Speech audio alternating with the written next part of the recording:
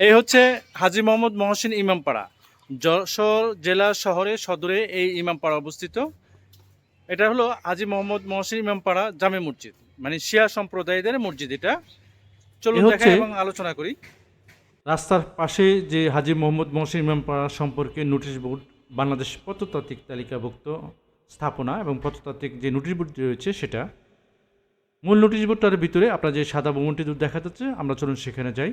এ হচ্ছে ভিতরের অংশে বাংলাদেশ প্রত্নতাত্ত্বিক তালিকাভুক্ত স্থাপনা যে ইমামপাড়াটি রয়েছেন সেটাই এখানে বর্ণনা দেওয়া হয়েছে।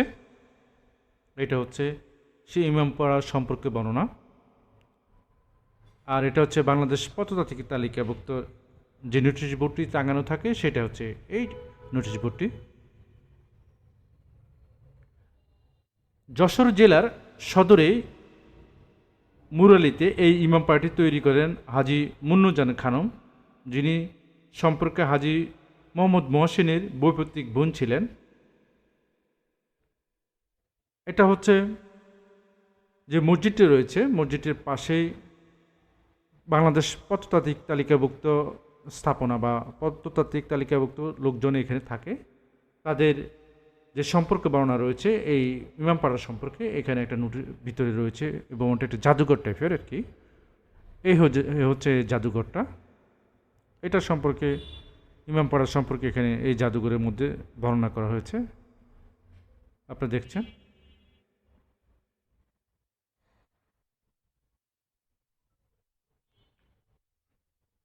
সতেরোশো শতকের শেষের দিকে মুন্নুজান এই অঞ্চলের সম্পত্তিগুলি পৈতৃক সূত্রে পেয়েছিলেন।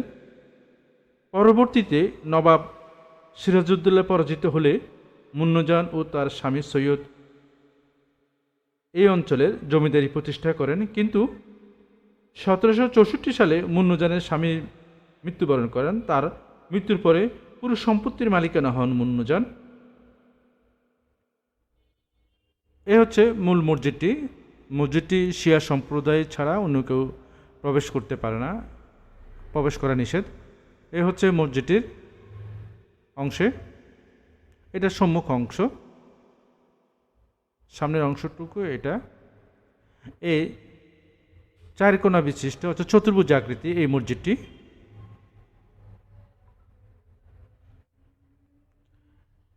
1802 সালে তিনি মুরালিতে অন্যান্য স্থাপনার সাথে এই ইমামপাড়াটিও নির্মাণ করেন।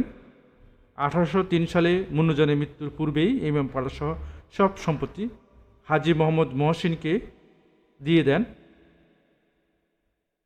1987 সালের 19 মার্চ বাংলাদেশ সরকার এই ভবনটি, এই স্থাপনাগুলো বাংলাদেশ প্রত্নতাত্ত্বিক তালিকাভুক্ত স্থাপনা অন্তর্ভুক্ত করেন। আপনারা দেখছেন এই হচ্ছে হাজী মোহাম্মদ মহসিন ইমামপাড়া, যা যশোর জেলার সদরে মুরালিতে।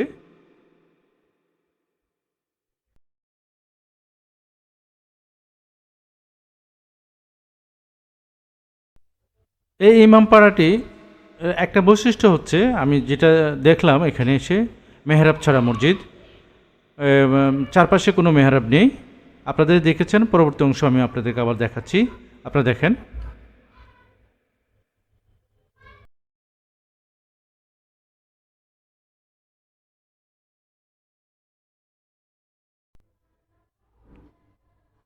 এ হচ্ছে এটার